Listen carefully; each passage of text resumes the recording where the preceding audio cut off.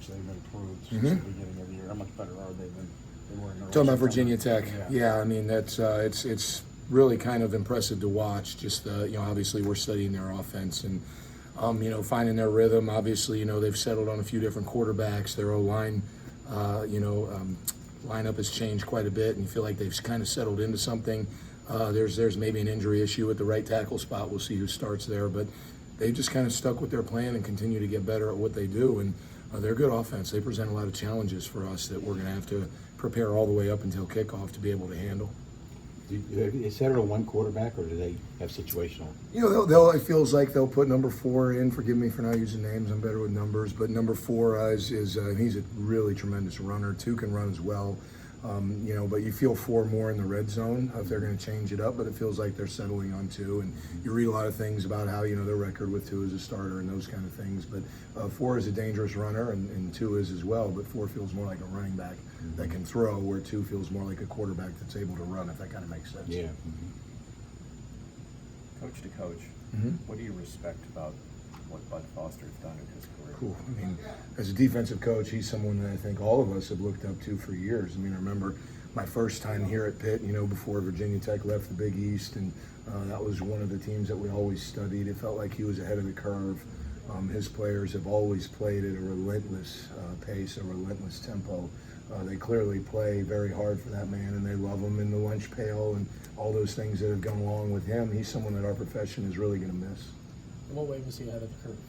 I just think schematically he was doing some really good things, and a lot of times just the way he handled as the spread was kind of becoming more popular. I think some of the coverage schemes that he was doing was maybe a little bit ahead of the country, so you'd look to what he was doing, a little bit like Coach Narduzzi. I mean, he was Coach Narduzzi, Coach Foster, those are 2 trailblazers on the defensive side of the football and college football, and just schematically he really did some impressive things, and his kids always play hard, so any issues that they may have had often gets erased just on sheer effort, the way those guys play. Does this defense resemble at all what you guys are doing here? Well, I think, to a degree, I mean, they're doing some forward. You talking schematically, Jerry? Yeah, or are you talking? Schematic. Yeah, I mean, there's certainly, they're based out of a 4 down for the most part. They'll go into some 3 down stuff at times, but, there's certainly some coverage structures that carry over, but there's significant differences as well.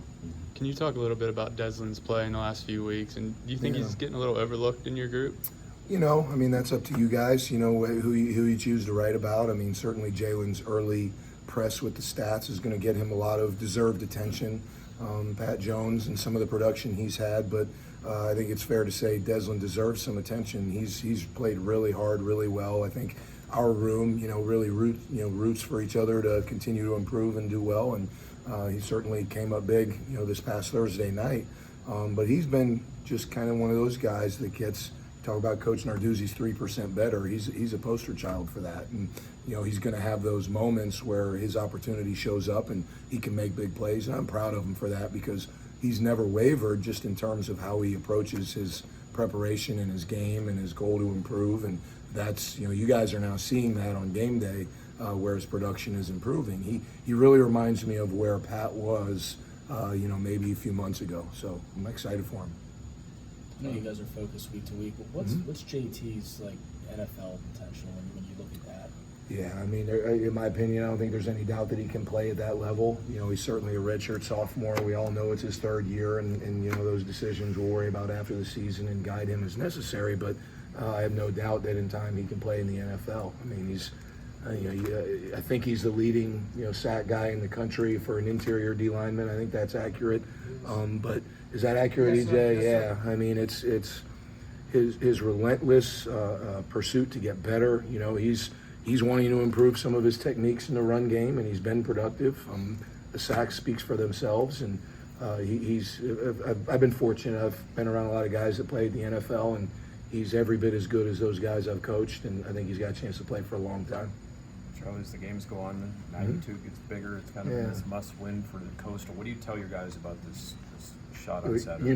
Here come all the cliches, right? I mean, this is the next big game because it's Virginia Tech, and that's who we have this week. But the reality is, I'm not going to hide from the fact that you love that there's some stuff on the line in November. That's what you want. That's what you play for. And we're excited to go into what's going to be, we all know is going to be a tremendous atmosphere. Bud Foster's last game in that stadium, their senior day, everything that's potentially on the line. It's an exciting game, but it really comes all back to their training. You know, it's to the point where once that ball is kicked off, you have to read your keys. I mean, you have to stay in your lane, so to speak, and literally and figuratively, and you just try and block all the white noise out and do your job. Is there a tightness that comes from playing in a hostile environment that you kind of, or you guys kind of enjoy being that team, that other team? Yeah, I think it would change from guy to guy that you ask. I mean, I think younger guys tend to get a little more distracted by it. I think older guys revel in it and enjoy it, and you know, kind of wrap your arms around the 72 guys that are traveling there as a small pack, going into enemy territory, so to speak, and you embrace that. I'm looking forward to it. I mean, I'm excited to hear Sandman and all that stuff that we know is traditions there, and that's what you want. Go into a great atmosphere with stuff on the line and put our best foot forward. I think it's got a chance to be a tremendous 4-quarter game. Great.